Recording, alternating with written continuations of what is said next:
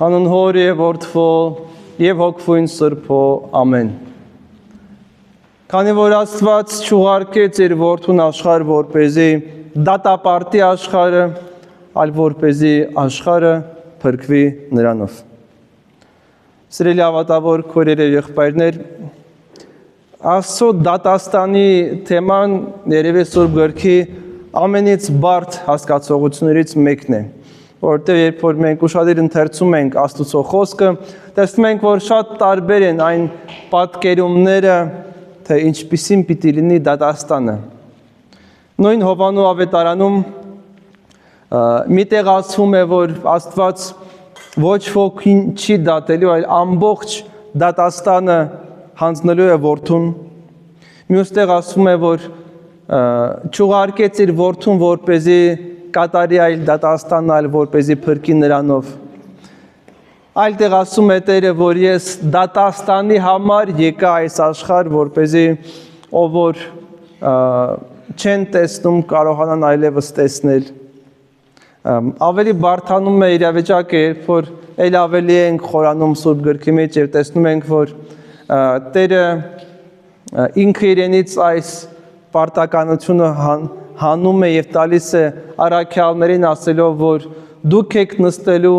12 աթոռներին դատելու համար Իսրայելի 12 ցեղերին։ Առաքյալը իր հերթին այդ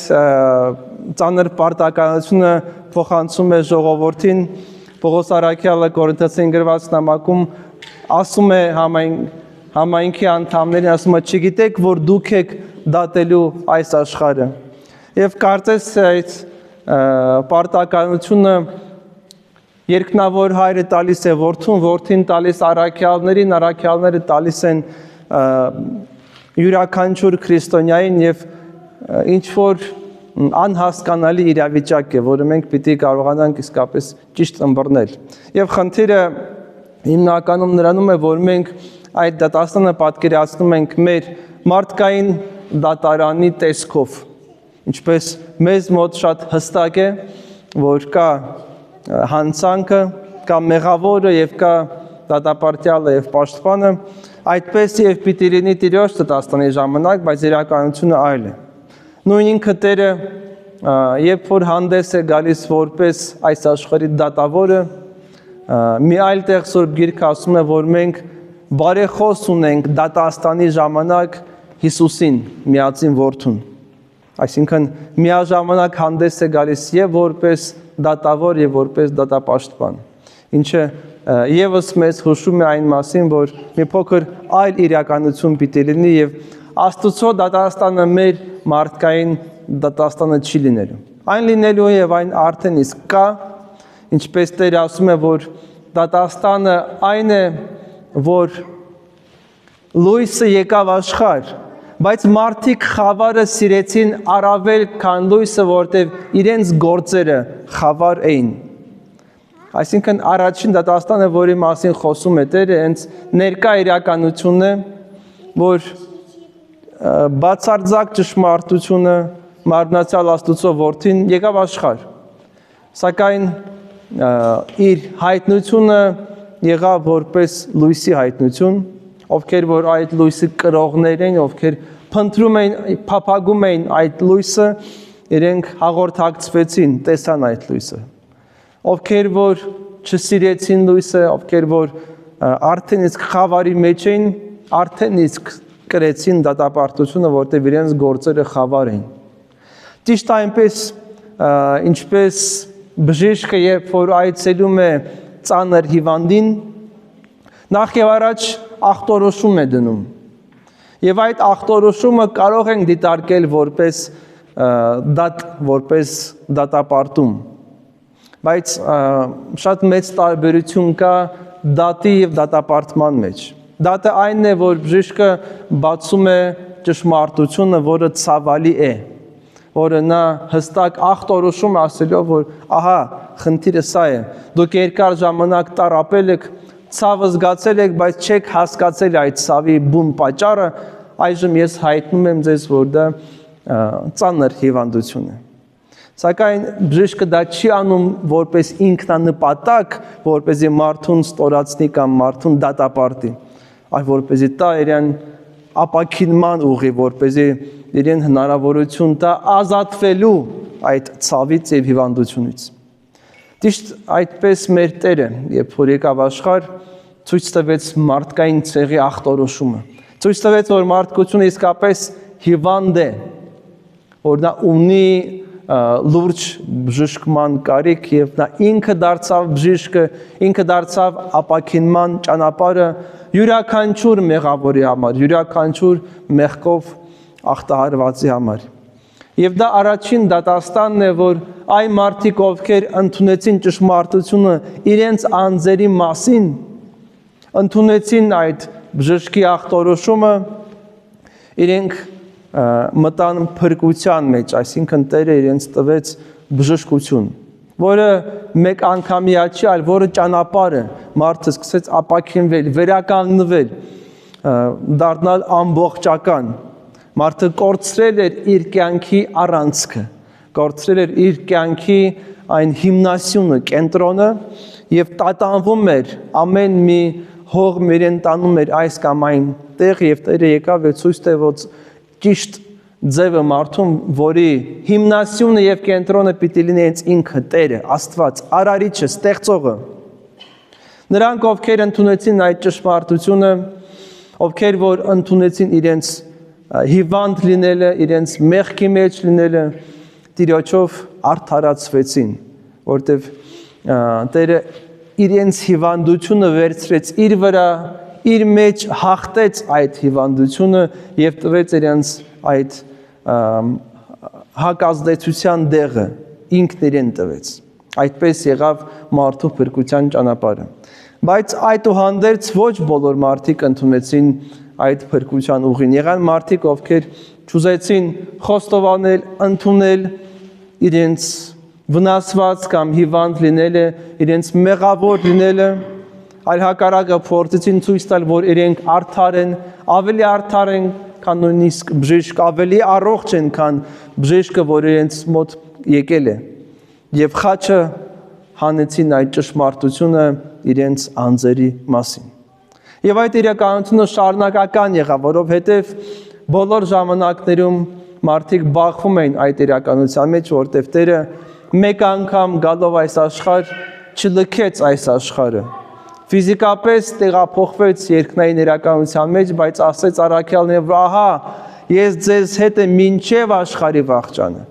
Եվ Տերը միշտ ներկա է այս աշխարհում։ Եվ ճշմարտությունը միշտ ներկա է, եւ լույսը միշտ ներկա է։ Եվ մարդը, երբ որ գալիս է իր ընտրության ժամանակ, երբ որ կանգնած է երկու ճանապարհների առջև կյանքի եւ մահվան, լույսի եւ խավարի փրկության կամ դատապարտման, նա է կայացնում իր դատաստանն եւ իր որոշումը, ընդունել այդ անմահացուցիչ դեղը փրկության, թե շարունակել ամեն ինչ ծածկել, շարունակել ասել, որ ես հիվանդ չեմ, որ ես արդար եմ, որ մնացած մարդիկ են մեղավոր, շարունակել խաբել ինքն իրեն։ Եվ դա շարունակական դատաստանն է։ Լույսը գալիս է աշխարհ, լույսը գալիս է մեր կյանք, լույսը գալիս է մեզ կանչելու դեպի իրեն, եւ մենք կամ գնում ենք դեպի այդ լույսը, որը ցույց է տալիս մեր թերացումները, մեր սխալները, մեր թերությունները, այն ինչ որ մենք պիտի փոխենք մեր կյանքում, կամ մերժում ենք լույսը եւ շարունակում ենք խավարի մեջ ապրելու եւ կերտելու մեր կյանքը, մտածելով, որ դա է իրականությունը, որ խավարն է այս աշխարհի հիմնական ապրելակերպը, այլ ոչ թե խավարը ստվերն է ուղակի կամ բացակայությունն այն ճշմարտության եւ այն լույսի։ Եվ երկրորդ դատաստանը, որը պիտի տեղի ունենա, որը բխում է առաջինն իսկ այդ դատաստանից, կոչվում է հավիտենական դատաստան։ Երբ որ մարդը լքելով այս ժամանակի եւ տարածության սահմանափակումը, պիտի դառնա հավիտենական էակ, պիտի ամբողջությամբ մտնի մի իրականության մեջ, որը չափազանց մեծ է, քան այս մեր փոքրիկ աշխարհը, պիտի դառնա հավիտենության մասնիկ։ Եվ այն ինչպես մարդը ապրել այն արժեքները, այն սկզբունքները, այն հոգեվիճակը, որ նա կրել այս աշխարհում, իր հետ տանում է դեպի հավիտենություն։ Եվ եթե մարդը շարունակաբար այստեղ սիրել է խավարը, բնական է, որ նա այդ խավարի մեջ պիտի մնա, որտեղ Աստված չի բռնանում մարդու կյանքը, չի ստիպում մարդուն գնալու պատժի կամ դատապարտության,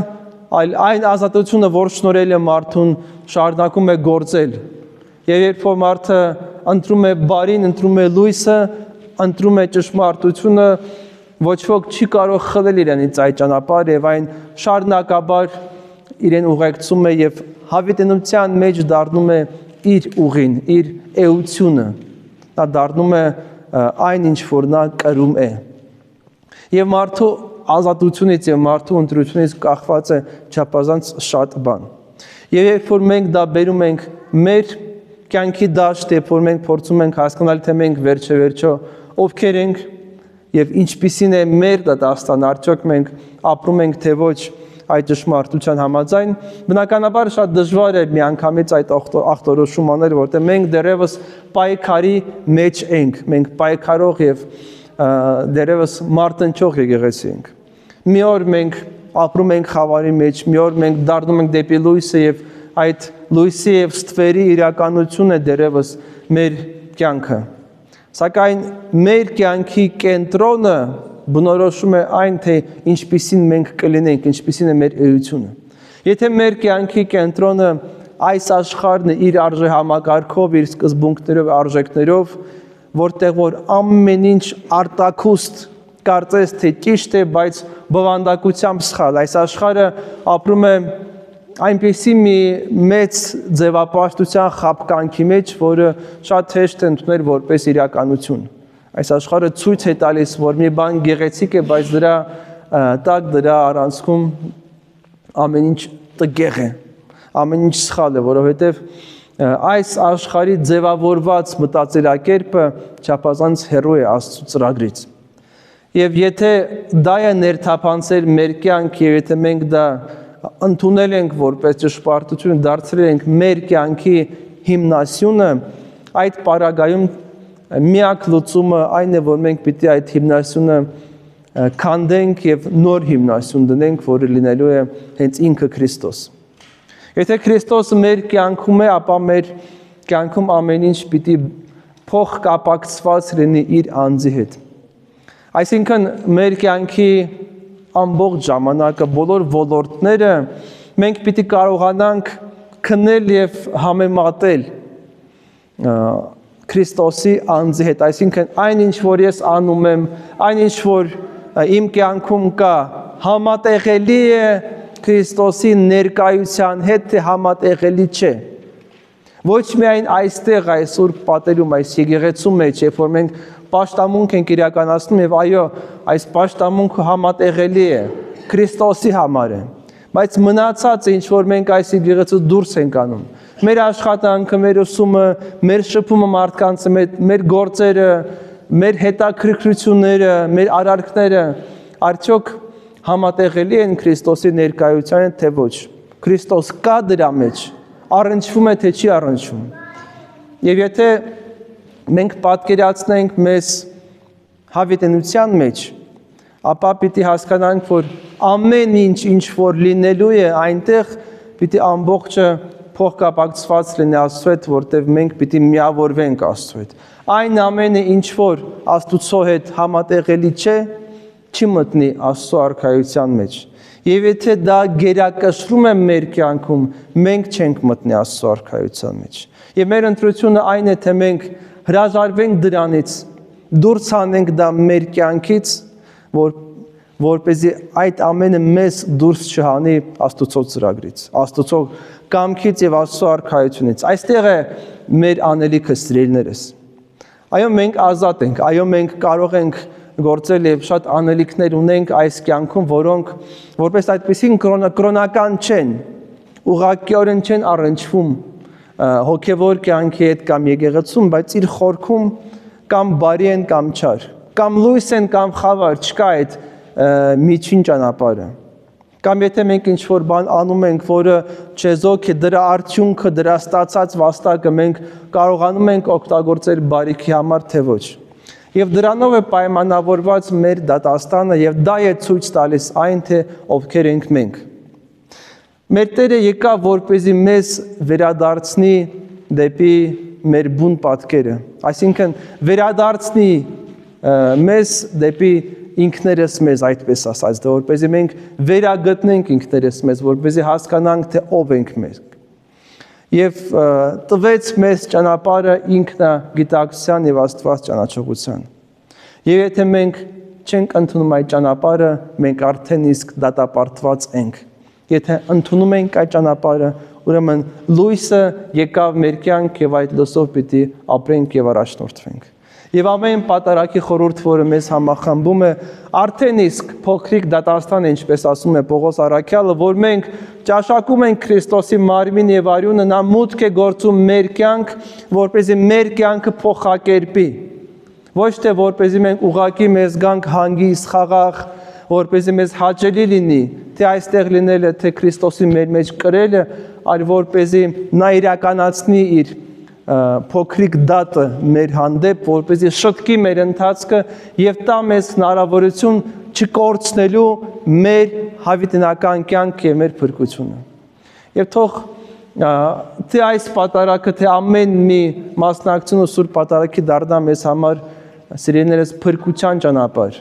Մենք պատրաստ լինենք ընդունելու լույսը,